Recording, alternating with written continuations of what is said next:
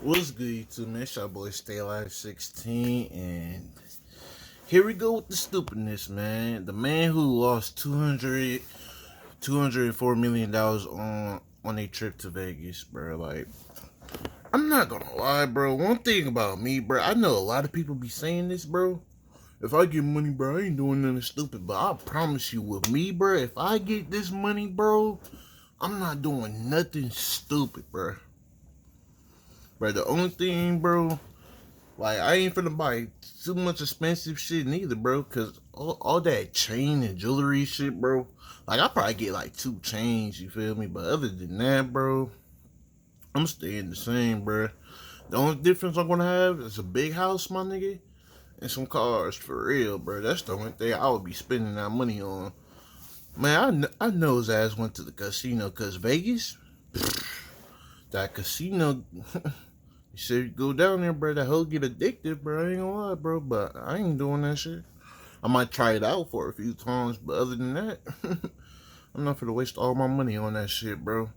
That's how a lot of people lose their money, bro. Like, In 2007, 20% of season hopefully this show goes well, though. But I'm gonna leave the original video down below in the channel as well, man. Let's just get to it, though. Palace Casino revenue came from one single person, Terrence Watanabe. Born 1957 in Omaha, Nebraska, Terrence began life as the son of Harry Watanabe, who founded one of the most successful carnival suppliers in American history, called the Oriental Trading Company. At the age of 15, Terrence began working for his father, and by the age of 20, Terrence had been given the role of CEO, after which he'd add an incredible amount to the business. By shifting the focus toward party products, Terrence was able to grow the business from 17 local stores to a company generating $25 million per month. The only problem was Terrence had spent most of his life doing so, and had therefore experienced almost nothing outside of work. The job was all-consuming, say former associates. He traveled for long stretches of time examining merchandise in Asia. He never married. His sister and others who know him say they don't believe he ever had a significant romantic relationship. This was his life, that company. It engulfed him. Having burnt out by the age of 43, Terrence put his share of the company up for sale. That's the reason why I want to do YouTube, bro. Because one thing about me, bro, working is important. Don't get me wrong, bro. I will go out there and grind, you feel me? But I don't want to make... Because this is what's wrong with nowadays, bro. Because everything is literally about work, bro. Literally, work. Literally, work, sleep, get back in the morning and do it all over again, literally. I don't want to live my life like that, bro. Spending all my time just working, bro. That shit is not it, bro. That's not living life, bro. Like, for real.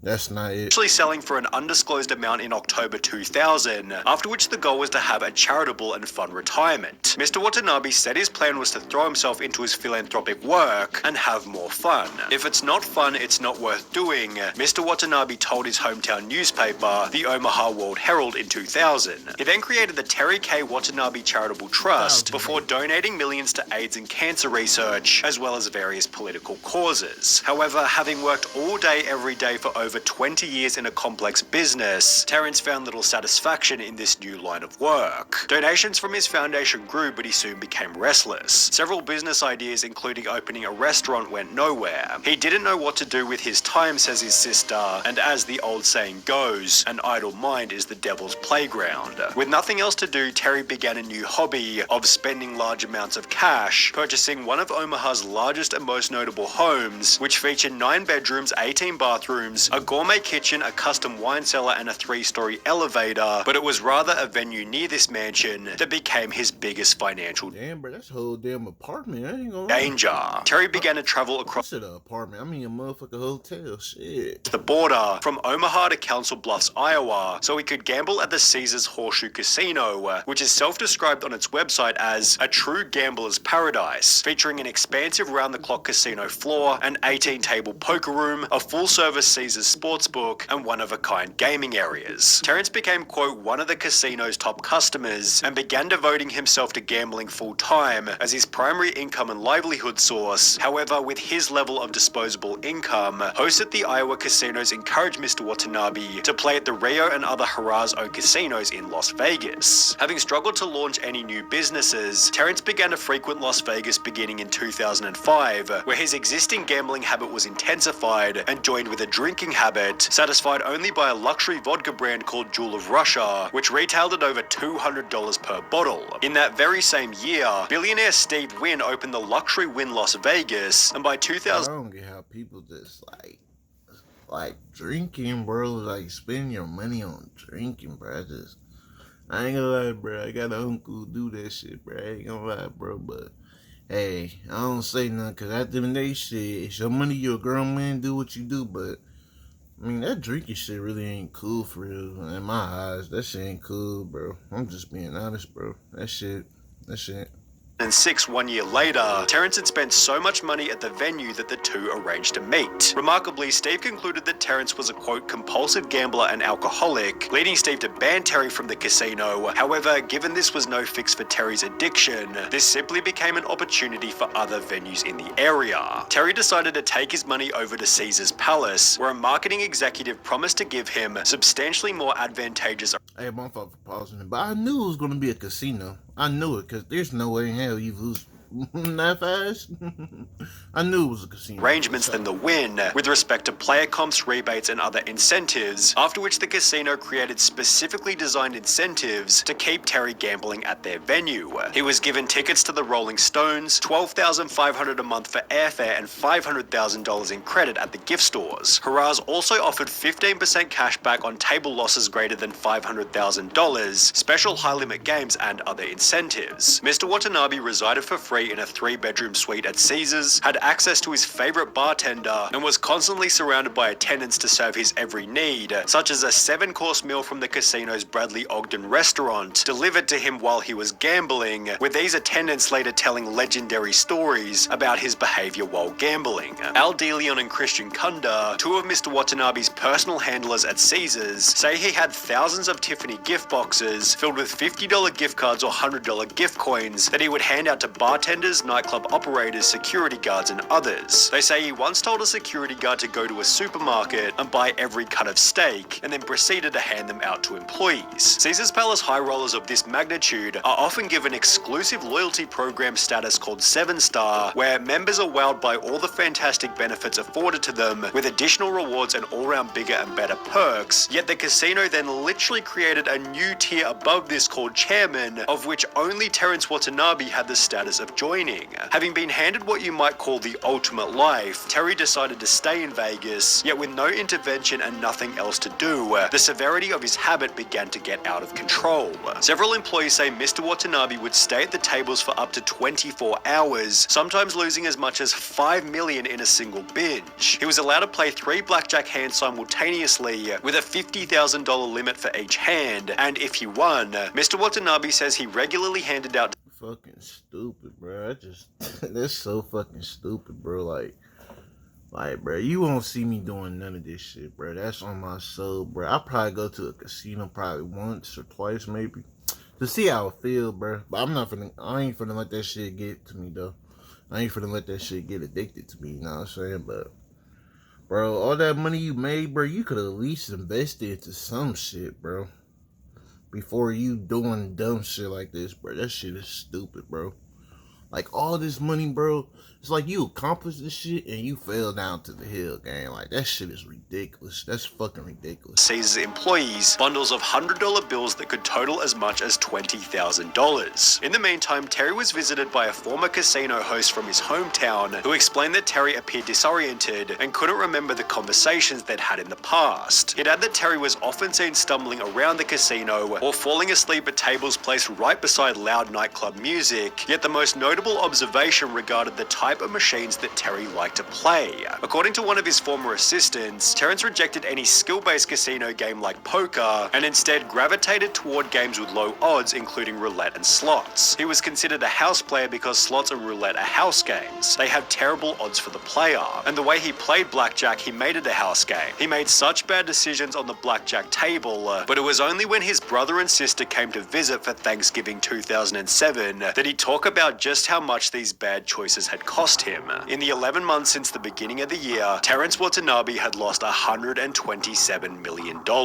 Under the assumption that Terry had more money somewhere, the casino then gave him a $17 million loan, although this by itself should have been a sign that he was almost out of money. On the 23rd of January 2008, just weeks after telling family about his losses, Terrence put his Omaha mansion up for sale while continuing to chase his losses in Vegas. He managed to sell the home for a price of $2.66 million. However, at this point it was already too late. Terrence Watanabe was completely out of money. He'd wagered $4.2 million in 2005, $81 million in 2006, $825 million in 2007, and when his family brought him back to Omaha in early 2008, Terry had lost more than anybody else in Las Vegas history, with a 3-year trip costing him a total of $204 million. To make matters worse, Terrence had no job or income yet still owed the casino $14.7 million, after which Terry put the blame back onto Caesars, stating that his losses were their fault. Mr. Watanabe... Bro, this is another thing what's wrong with people nowadays that pisses me off, bro. They never take accountability for their fucking actions, bro. That should be blowing me, bro. It's just like,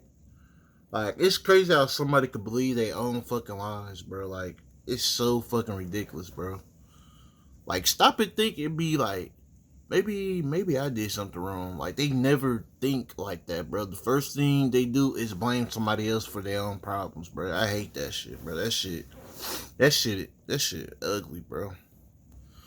And it's sad, because them niggas be believing their own lies, bro. That should be crazy. Dollars. To make matters worse, Terrence had no job or income yet still owed the casino $14.7 million, after which Terry put the blame back onto Caesars, stating that his losses were their fault. Mr. Watanabe alleges that during this period, Haraz not only didn't make him leave when he was drunk, but applied him with alcohol and prescription drugs to encourage him to stay and gamble, leading Terry to launch a lawsuit against the casino. Court documents explain Caesars served Mr. Watanabe 2 to 3 750ml bottles of Jewel of Russia vodka per day every day. No Caesars employee ever limited or cut off Mr. Watanabe's drinking, despite the fact that he was almost always visibly severely intoxicated when he was being served while gambling. On at least one occasion at Caesars in 2000. That's what you wanted to do, my boy. Like, you wanted to get drunk as fuck and play casinos, bro. You did that shit to yourself, bro. It's not like they point a gun at your head forcing you to do this shit, bro. You wanted to do that shit.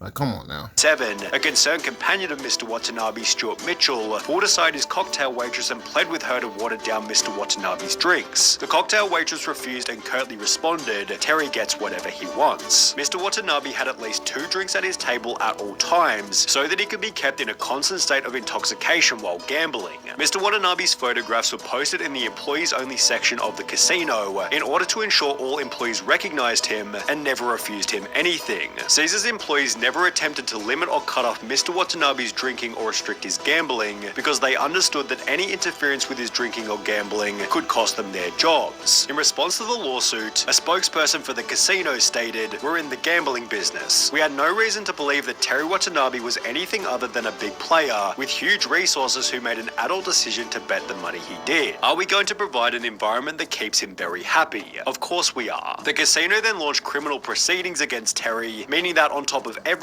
he was now facing up to 28 years in prison for the unpaid $14 million. An article was then published in the months that followed, announcing that both Terry and the casino had each dropped their lawsuits. However, Terry's life never recovered afterwards. My name is Terry Watanabe. I've been diagnosed with prostate cancer. On the 29th of July 2017, Terry announced that he had cancer. Bro, that cancer shit is not, oh my gosh. Hoping to raise $100,000 on GoFundMe for treatment, with a description reading, "I've accepted my situation and do not pity myself. But my hope is that you'll find it in your heart to forgive me for my past and help me live long enough to help others in the future." Attached was a video talking about how bad things have become. I unfortunately don't have the funds to survive. I'm almost homeless. I have no medical insurance. Although despite this, he was unable to reach his goal, jail, yet still managing to raise an impressive $28,000. In January 2020, Terry joined Twitter before stating, "Today I try to live a good life and be a good man. Despite my past flaws and mistakes, I've always sought to do good and help people. I hope I can still have a positive impact on those in the future by sharing my story, both highs and lows, funny and sad moments," showing that Terry, quite impressively, now took full responsibility for his own mistakes. Well, one thing I gotta say, bro, I'm glad he actually take responsibility for his own actions, bro, because that's what's wrong with a lot of people, bro. Like I said, man, I can't judge nobody because I'm not God at the end of the day, bro, but I feel bad where the situation is and with the cancer shit, but at the same time, I can't feel bad because it's like you did it to yourself, bro. You literally had the money. You literally had the money in your hands, and you wasted that shit on drinking and the fucking casinos, bro. And then you talking about helping some people. I could help people in the future. You could have helped people right then and there with all the fucking money you got, but you just wasted on dumb shit, bro. Like I said, I ain't trying to judge them or nothing, but I don't know, bro. Like that shit was so stupid, bro. I'm just keeping the buck, like. And one thing about me, bro, I hate a dumbass person, bro. I swear, bro. I promise you, bro. I hate a dumbass person, bro. Like, I really ain't got much to say, man, because that was the dumbest shit. Dumbest shit, bro. Then you talk about helping people in the future, you realize your mistake, this and that. It's like I said, I ain't finna keep repeating myself. I already said it, man. Like, comment, subscribe, man. Shout out to Sunny V2, man. I'm finna leave the original video down in the description down below and his channel down below. I ain't got much to say, man. That's just pure ridiculous, man. Dumb shit.